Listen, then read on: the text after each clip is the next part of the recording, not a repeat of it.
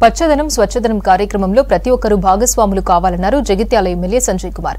జగిత్యాల జిల్లాలో స్వచ్ఛదనం పచ్చదనం కార్యక్రమంలో పాల్గొన్నారు. పోలీస్ కార్యాలయం పరేడ్ మైదానంలో మొక్కలు నాటారు. నాటిన మొక్కలను సంరక్షించడం ప్రతి ఒక్కరి బాధ్యత అన్నారు. తడి పొడి చెత్త వేరు చేయడం ద్వారా ఎరువులు తయారు చేయొచ్చన్నారు. దీంతో పర్యావరణానికి హాని కలగకుండా ఉంటుందన్నారు ఎమ్మెల్యే సంజయ్.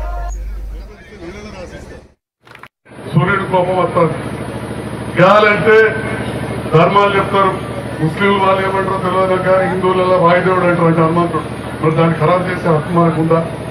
భూమిని భూదేవి, ఆ బిడ్డ సీతాదేవి అంటాం, ఎడమంతా చెత్తవారి ఖరాబ్ చేసే హక్కు మనకుందా?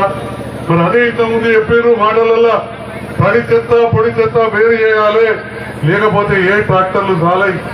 తడి చెత్తనేమో మనకు మురిగిపోతుంది, రేపటి నాడు ఎరువుకు పనికొస్తుంది. పొడి చెత్త రీసైక్లింగ్ పోయి ఇటుకలో కుర్చీలో బెంచీలో తయారైతాయి. ఈ రకంగా మనం చేసుకుంటేనే మనకు చాలుతుంది. నల్లగుట్ట దగ్గర నిలిపోతే నల్ల ఊళ్ళో కానీ అంటారు. ఇప్పుడు నర్సింగాపురం గుట్ట కాడ పెట్టింది, అదే డబల్ బెడ్రూమ్ కాబట్టి మీ అందరు దయతోటి నేను గెలిచి కష్టమో నష్టమో రాష్ట్రం ఇల్లు అక్కడ కట్టించింది. రాష్ట్రంలో ఎక్కడ లేని ఇల్లు కట్టించినాం.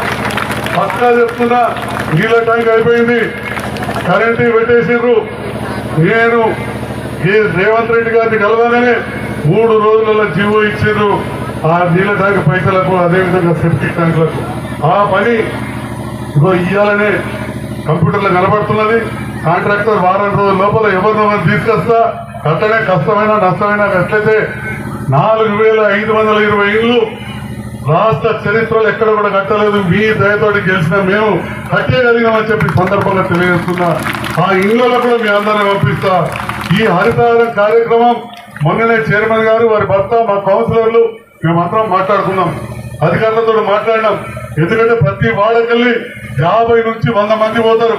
13 వాడైతే ఆల్మోస్ట్ 120 జరా 30 ఏళ్ళు బాగా వచ్చిన ఇస్లాంపురాలు బాగా వచ్చిన 200 మందికి 50కి తక్కువ ఎక్కడ రాలి, అంటే ఒక 200 మంది ప్రతి వాడకడికి వెళ్ళిపోతారు అక్కడికి. మరి అక్కడ కూడా మనం ఇప్పటికెళ్ళి చెట్లు పెట్టుకోవాలి. మెయిన్ రోడ్లకు పెట్టించిన నేను ఈ సందర్భాల్లో మా మున్సిపల్ కమిషనర్ గారిని, చైర్మన్ గారిని, మా మొత్తం కౌన్సిలర్లను కోరుతా ఉన్నా, మీరు ప్రత్యేకమైన శ్రద్ధ పెట్టి అక్కడ చెట్లు పెట్టింది. మన వాళ్ళు 3-4 నెలలు పోయే వరకు అవి వేనుకుంటాయి.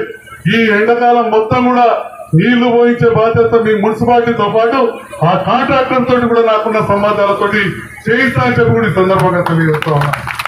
అంటే ఇళ్లలో కావాలి చెట్లు ఉండాలి. మరి